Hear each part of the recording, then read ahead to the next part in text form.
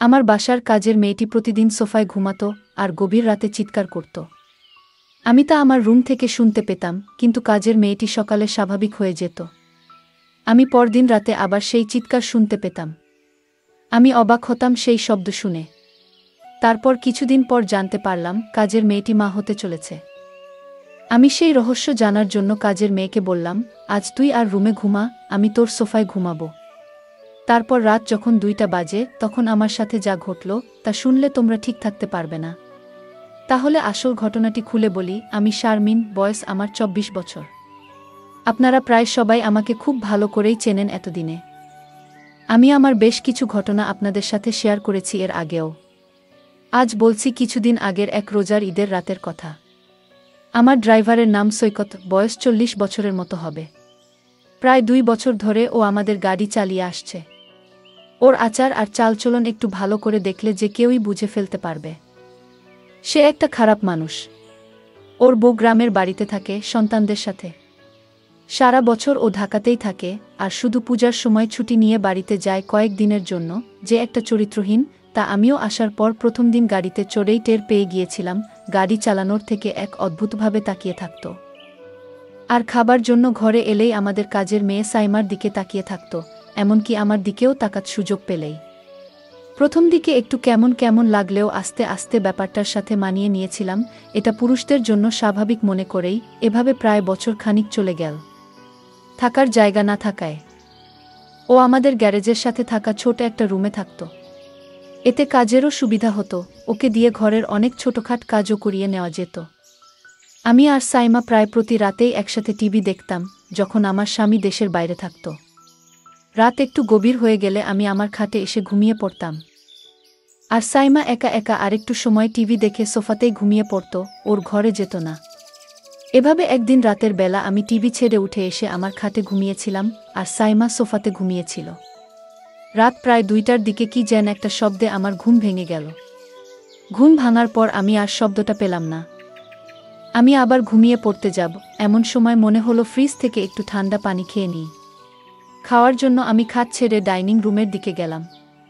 যাবার সময় ড্রয়িং রুমে টিভির হালকা আলোতে নড়াচড়া দেখতে পেলাম। আমি কোনো আওয়াজ না করে দাঁড়িয়ে গেলাম কি হচ্ছে তা দেখার জন্য। যা দেখলাম তাতে আমার মুখ যেন হা হয়ে মাটিতে পড়ার দশা হলো। আমি এই দৃশ্য দেখে পুরো হতভম্ব হয়ে গেলাম, আমার মাথা যেন কাজই করছিল না। আমি প্রায় 10 মিনিট মতো মনে হয় দাঁড়িয়ে দাঁড়িয়ে সাইমার এক অদ্ভুত দৃশ্য দেখছিলাম, সৈকত আর সাইমার। দৃশ্যটা দেখে আমি আর নিজেকে ধরে রাখতে পারছিলাম না। তাই কোনো কিছু করে বসার আগে তাড়াতাড়ি ওখান থেকে সরে এলাম, আর পানি খেয়ে কোনো শব্দ না করে আমার খাটে ফিরে গেলাম। আমি যা দেখেছিলাম সাইমা এমন করতে পারে, আমার কল্পনার বাইরে। আমি এসব কি দেখছি? সাইমা তাহলে সৈকতের সাথে? কি প্রতি রাতে? না, এটা কিছুতেই আমি মেনে নিতে পারছি না। কি হচ্ছে আমার ঘরে এসব? আমি জানতাম কাজের মেয়েটি অনেক ভালো ছিল। আজ তার দৃশ্য দেখে আমি নিজের চোখকে বিশ্বাস করতে পারছি না। আমি কাজের মেয়েটাকে জিজ্ঞেস করলাম, কতদিন ধরে চলছে? মাথা নিচু করে চুপ করে দাঁড়িয়ে রইল। আমি ওকে অভয় দিয়ে বললাম, ভয় পাস না, আমি তোকে কিছু বলছি না। কিন্তু সে যদি তোকে কিছু বলে তাহলে আমি ওকে পুলিশে দেব। সাইমা তখন হতাশ হয়ে বলল, না আপা, সৈকত আঙ্কেল আমাকে করে কিছু বলে নাই।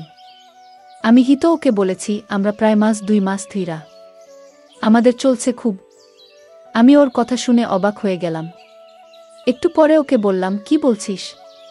তোর বাপের বয়সী একটা লোকের সাথে 2 মাস ধরে? ওকে তো তুই কাকা বলে ডাকিস, তার উপর ও আবার একজন হিন্দু।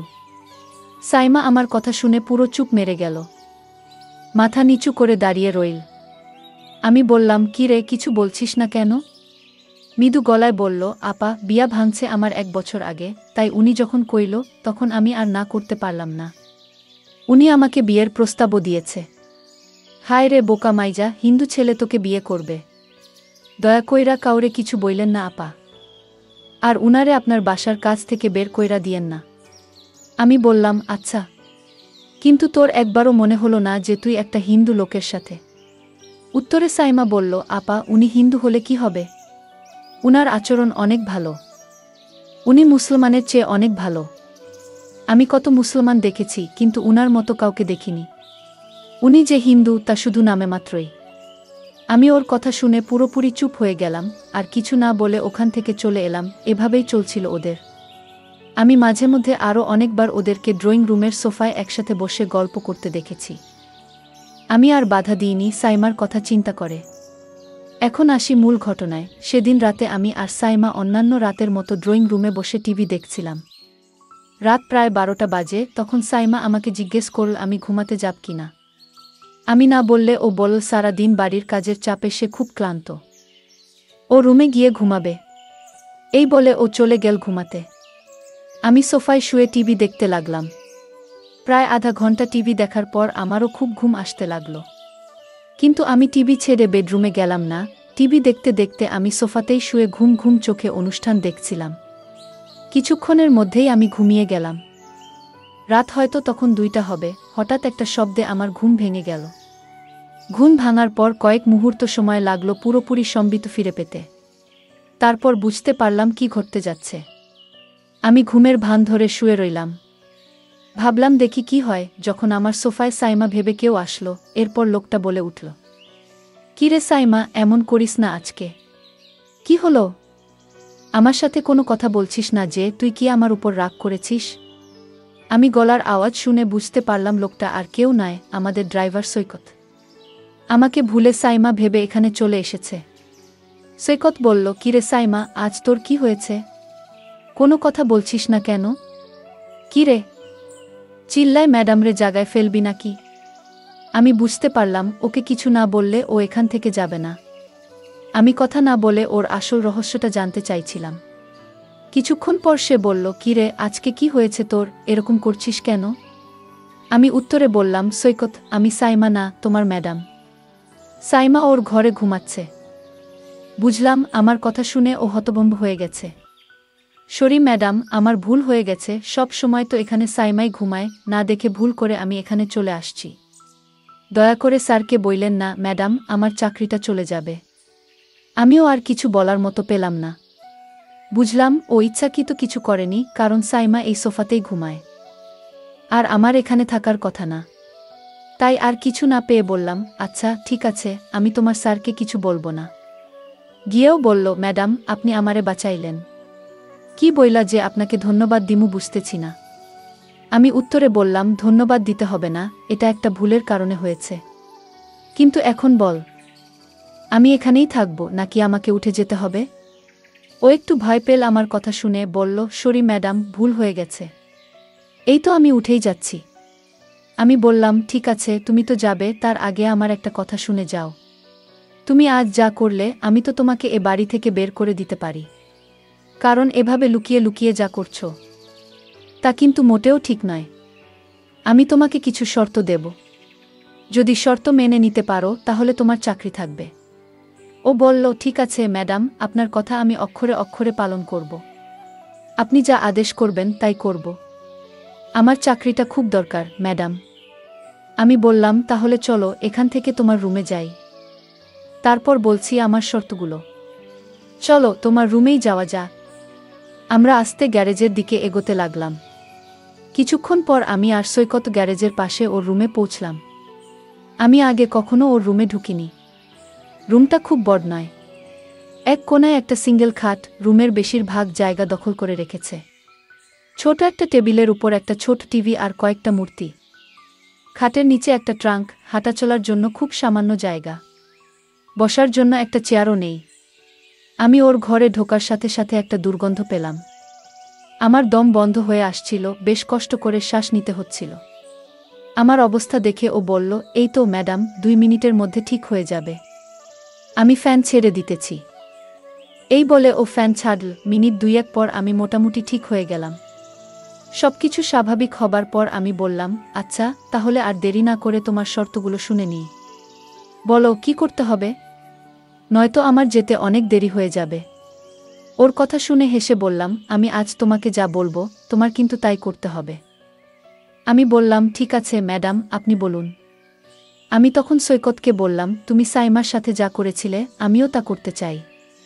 ম্যাডামের এমন কথা শুনে আমার গলা শুকিয়ে গেল।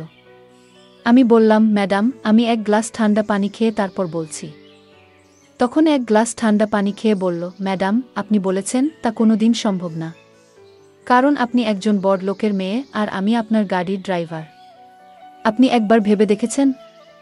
আমি বললাম, সৈকত, তুমি যদি আমার কথা রাখো তাহলে আমি তোমাকে একটা পুরস্কার দেব, আর সেই পুরস্কার পেলে তুমি খুশি হবে। আশা করছি। ম্যাডাম, আপনার কথা কি আমি না রেখে পারি? আপনি যা বলবেন তাই হবে। ম্যাডাম তখন বলল, তাহলে দেরি করছো কেন? যাও, আমি এখন যা বলবো তাই করো। তুমি প্রথমে ঘরের জানালাটা বন্ধ করে দিয়ে আসো। আমি ম্যাডামের কথা শুনে অবাক হয়ে গেলাম। বললাম, ম্যাডাম, ঘরের জানালা খোলা রেখে কি বলা যায় না? ম্যাডাম তখন রাগ দেখিয়ে বলল, আমি যা বলছি তাই করো, অতিরিক্ত কথা বলবে না। আমি বাধ্য হয়ে জানালা বন্ধ করলাম।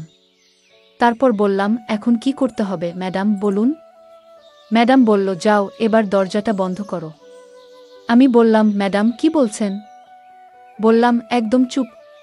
তুমি আমায় কথা দিয়েছ আমি যা বলবো তাই পালন করবে। এখন অত কথা বলছো কেন? আমি বললাম, ঠিক আছে ম্যাডাম, আপনি রাগ করবেন না, আমি বন্ধ করছি। আমি তখন হেসে হেসে বললাম, সৈকত, আমি জানি তুমি একজন ভালো মানুষ। আর তাই আমি তোমাকে একটা কথা বলবো, সেটা হলো, আমি চাই তুমি হিন্দু থেকে মুসলমান হয়ে যাও। যদি তুমি হিন্দু থেকে মুসলমান হও তাহলে তোমার সাইমাকে আমি তোমার সাথে বিয়ে দেব।